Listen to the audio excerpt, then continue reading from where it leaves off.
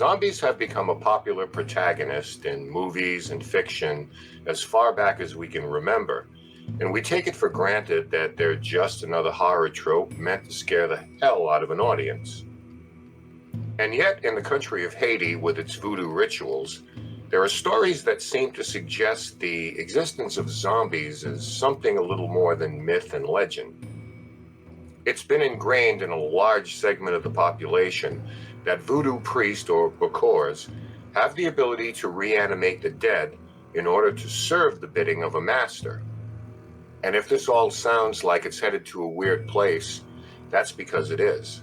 Because there are stories of such things happening that may give you pause for thought, or possibly even keep you awake at night. So, are zombies real?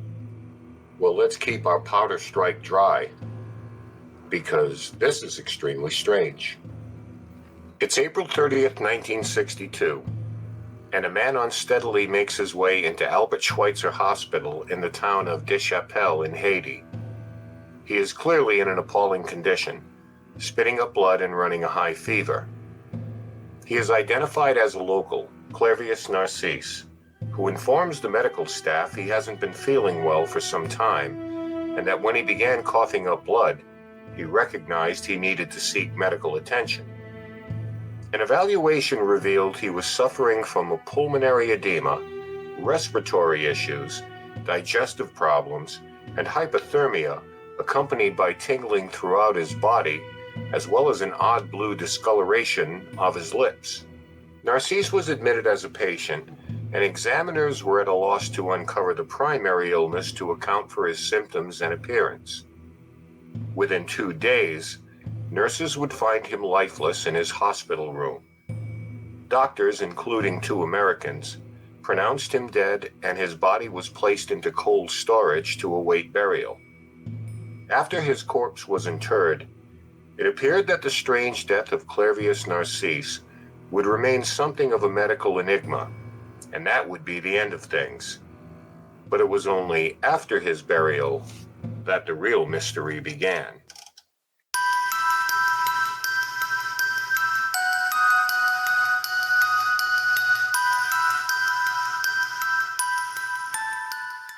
In 1980, 18 years after Narcisse's death, his sister Angelina was strolling through a marketplace in the village of Leicester when she was approached by a man she wasn't familiar with.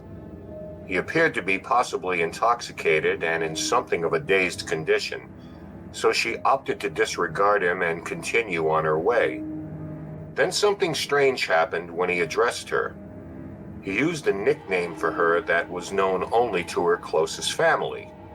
This caused Angelina to stop, intrigued by his knowledge of the name, and it was then he announced himself to be her brother Clairvius. Angelina was stunned by his assertion, while simultaneously quite dubious of it. She then demanded he reveal some intimate details of their childhood that only her brother would know, and was astonished when the haggard and unrecognizable man passed her test. Angelina was certain her brother had died in that hospital, and she had cried tears of sadness as he was declared dead. She attended his funeral and watched in grief as his casket was lowered into the earth. So how was he here, standing in front of her after death had claimed him? Clairvius' explanation for all of it was nothing short of extraordinary. Through the events of his passing, he claimed he had remained in a state of semi-consciousness, aware of all that was happening around him. He heard himself pronounced dead and recalled hearing Angelina weep at his bedside. He recalled his actual burial and the terror he felt as he heard dirt being shoveled onto his coffin, unable to speak or scream out to alert anyone of the gruesome mistake being made. He then felt himself in the throes of an out-of-body experience, where he saw himself hovering over his grave, accompanied by the feeling of dread at his realization of what was soon to follow. Alone in his coffin at night, a bokor, or voodoo priest, and some followers arrived at the site and exhumed his body. He was then physically beaten by the mob, tied up and taken away from the place everyone assumed was his final place of rest. He lost consciousness after his beating, but awoke to find himself on a sugar plantation in an unfamiliar area. Through his induced stupor, he realized he had become transformed into that most dreaded of souls, a slave zombie. Even more horrifically, he assumed he was condemned to his fate by the actions of his own brothers, to whom he had refused to sell his land. He was now a victim of a horrible act of retribution. Surrounding him were others who had suffered a similar fate, absently performing manual labor, all the while very lightly aware of what had befallen them, but unable to exercise any free will to end their nightmare. They were essentially doomed to exist in this trance-like state and follow orders from their new master, the Bokor. His induced labor there would last for 2 years, until the Bokor died, which eventually freed him from his involuntary enslavement.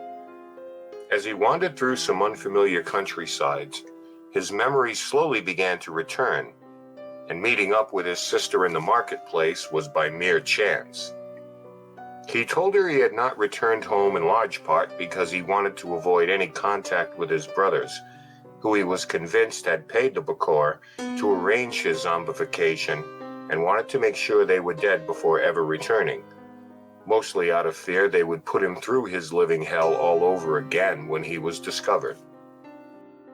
Needless to say, Clairvius' resurrection stirred interest from all corners of the island, and eventually the entire world, as academics and doctors were keen to understand how a man could essentially return from the dead. Was the idea of the existence of zombies something more than a cautionary tale based on outdated legends or cultural ignorance? Hang in there for this one. The inquest had to begin with the fact that Clairvius Narcisse was in fact at one point dead, and when anybody returns to the world of the living, word of that tends to travel fast.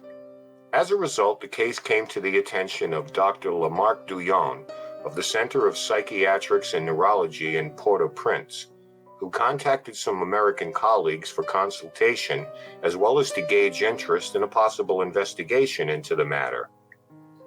His request reached Dr. Nathan S. Klein, who contacted Canadian ethnobotanist, anthropologist, Harvard graduate student, and part-time Indiana Jones-type explorer Wade Davis, who agreed to travel to Haiti, arriving there in 1982. Dr. Klein had suspected that some form of powerful and perhaps organic drug was at the heart of this zombie mystery. Davis was charged with identifying and gathering samples of this drug and returned with them to the States, where they could be studied and possibly be applied to certain medical conditions. And let's be honest, there was probably money to be made as well. Davis shared Klein's assertions, so he began to speak to locals when he arrived, and immediately heard stories of the Bokor, voodoo, and dark rituals. There seemed to be no real awareness of any chemicals or compounds used in either the rituals themselves or in place of them. This lack of practical knowledge led to a level of frustration for Davis, who remained convinced that sorcery was not involved in any of it.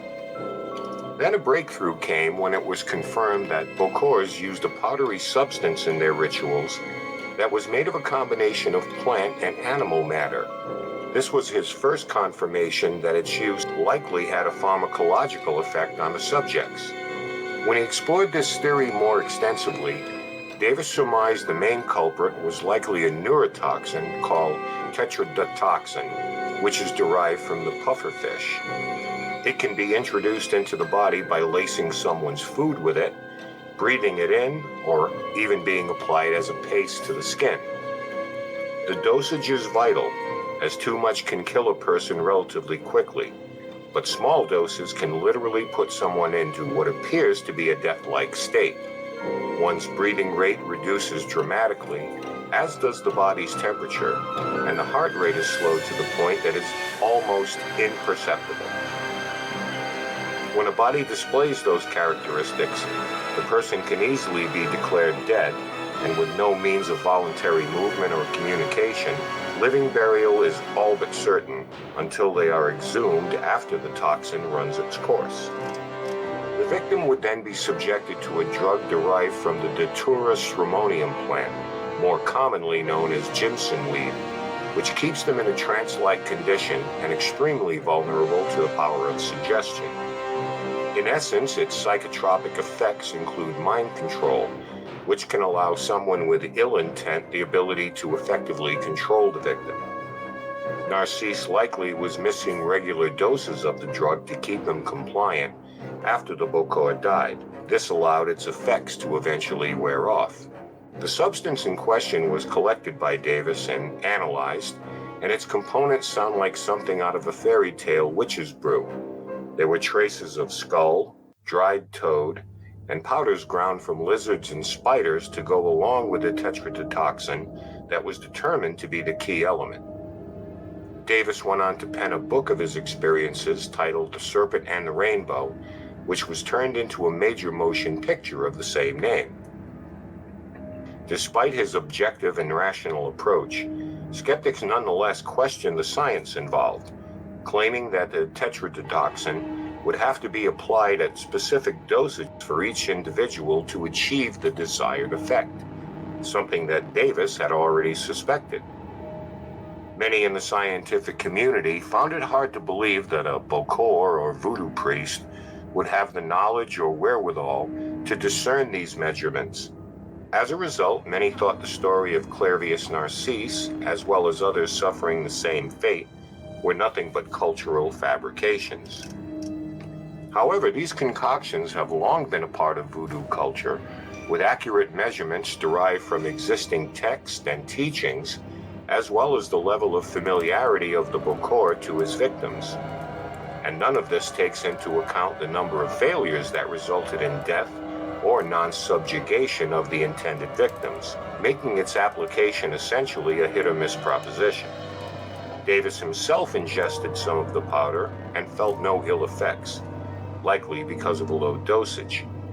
Perhaps unwilling to give up any secrets to an outsider or risk causing his death, the shamans that conspired with him gave him an intentionally benign quantity of the mixture. Davis did push back on his critics, citing the haphazard way some of these potions were tested, and stating that the tetrodotoxin was only meant to create the physical appearance of death. The mind control or zombification was to come later, when the mind-altering drugs were added into the equation. In Japan, for example, the pufferfish is considered a delicacy and can only be prepared by the most highly trained and competent chefs. There were some reported cases there where people had ingested the fish and displayed signs of a fatality, only to regain consciousness and experience a full recovery from the poison. The power of suggestion may also play a role in zombie culture, as the Haitian people have a strong conviction of the power of black magic and voodoo. As a result, those singled out for zombification may be more susceptible to mind control as a result of those beliefs. While the existence, both real and imagined, of zombies throughout the years has struck a chord in our imagination, the case of Clairvius Narcisse reminds us that there is a basis in reality for stories of the living dead. Narcisse was, for all intents and purposes, considered legally dead, resulting in his own burial, something he was horrifically all too aware of. So is this a case of the dark arts with foul intent, or a well-guarded secret of a mind-altering compound that places it more in the realm of primitive science? Clairvius was theoretically laid to rest on May 2nd, 1962, and once again, this time with finality in 1994. It's hoped that none of us experienced the true living nightmare of a premature burial, but Clairvius Narcisse did, and literally came back from the dead to tell the tale.